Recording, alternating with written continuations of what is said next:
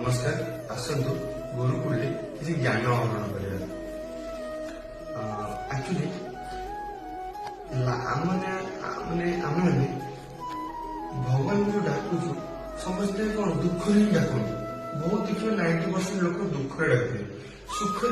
बहुत कम लोग डाकते सुख सुख मिलला भगवान थैंक यू कहते बस एंजॉय लगे कि दुख देखिए सब लोग दुख डाकते कि भगवान भी बसते मंदिर में तुम दुख डाकुच सुख डाकुच आटलिस्ट रिजेक्ट टाइम खाली टाइम भगवान नहीं पचार भगवान भल अच्छा ना कौन कर किसी तो पचार ना भगवान से भी चाहूँ ना भक्त सब प्रकार भी पारे कि भगवान को भी तुम फ्रेंड कर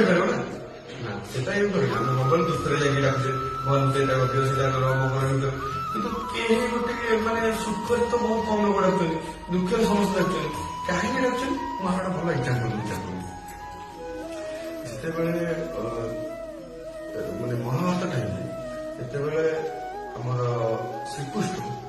ଯେତେବେଳେ ଗୋପପୁରରୁ ବିଦାୟ ନେଇକି ଗଲେ ସେତେବେଳେ ଯେତେବେଳେ ବିଦାୟ ନେଇକି ଗଲେ ସେତେବେଳେ ସେ କହିଲେ ଆକ୍ଚୁଆଲି ସେ ସମସ୍ତଙ୍କୁ ବର ଦେଲେ ସବୁ ଲୋକଙ୍କୁ ବର ଦେଲେ କିଏ ଏଇଟା ମାଗିଲେ କି ହଁ ଗୋଟେ ବର ମନେ କଲେ ସବୁ ଯାହା ମାଗିଲେ ସବୁ ଦେବେ କିନ୍ତୁ ଅମର ବରକୁ ଛାଡ଼ି ସମସ୍ତେ ଖୁସି କିଛି ନା କିଛି ବର ମାଗିଲେ କିଏ କେତେ ପ୍ରକାର ବର ମାଗିଲେ କିନ୍ତୁ ସତ ସେଥିରେ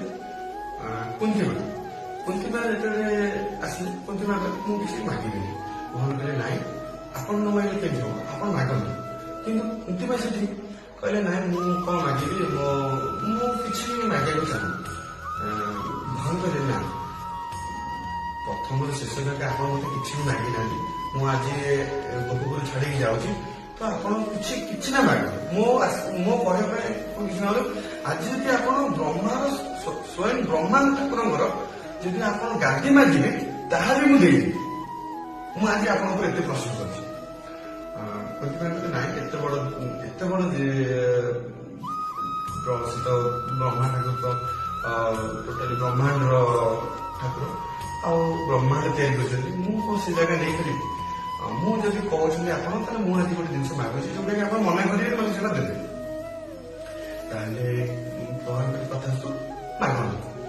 କୁନ୍ତିମା କହିଲେ ମତେ ଆପଣଙ୍କ ଜୀବନରେ ଏତେ ଦୁଃଖ ଦିଅନ୍ତୁ ଆଉ ଏତେ ମତେ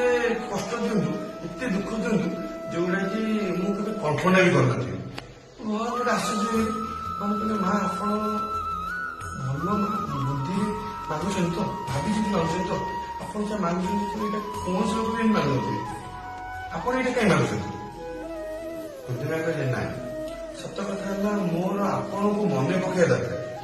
ମୁଁ ଯେତେ ଦୁଃଖରେ ରହିଲେ ସେତେ ମୋର ମନେ ପଡିବ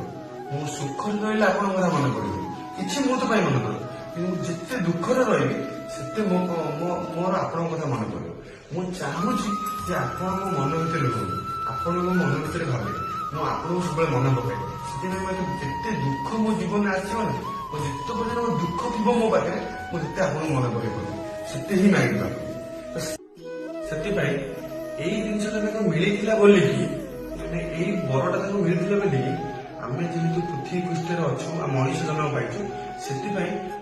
ମାନେ ତାଙ୍କର ସେ ଯେହେତୁ ଗୋଟେ ମଣିଷ ଥିଲେ ଜନ୍ମ ନେଇଥିଲେ କୁନ୍ତିମା ତ ସେଥିପାଇଁ ଆମ ମାନଙ୍କ ମନରେ ବି ଯେତେବେଳେ ଦୁଃଖ ଆସୁଛି ଆମେ ସେଥିପାଇଁ ଆମେ ଭଗବାନ ମନେ ପକଉଛୁ କେତେବେଳେ ସୁଖରେ ଆମେ ମନେ ପକଉଛୁ ହୁଏତ କିଛି ସମୟ ମନେ ପକେଇ ପାରୁଥିବୁ କିନ୍ତୁ ଦୁଃଖରେ ଆମେ ସେଥିପାଇଁ ମ୍ୟାକ୍ସିମମ୍ ଦୁଃଖରେ ହିଁ ମନେ ପକଉ ଯେତେ ଦୁଃଖ ହଉଛି ସେତିକି ଆମେ ମନେ ପକେଇ ପାରୁଛୁ ଭଗବାନ ଆଶା କରୁଛି ଭିଡ଼ିଓଟି ବହୁତ ଭଲ ଲାଗୁଥିବ ଯଦି ଭଲ ଲାଗିବ ତାହେଲେ ଲାଇକ୍ କରିବେ କମେଣ୍ଟ କରିବେ ସେୟାର କରିବେ ଆଉ ଯଦି ଫେସବୁକରେ ଦେଖୁଥିବେ ତାହେଲେ ପେଜଟିକୁ ଫଲୋ କରିବାକୁ ଜମା ବି ଭୁଲିବେନି। ନମସ୍କାର।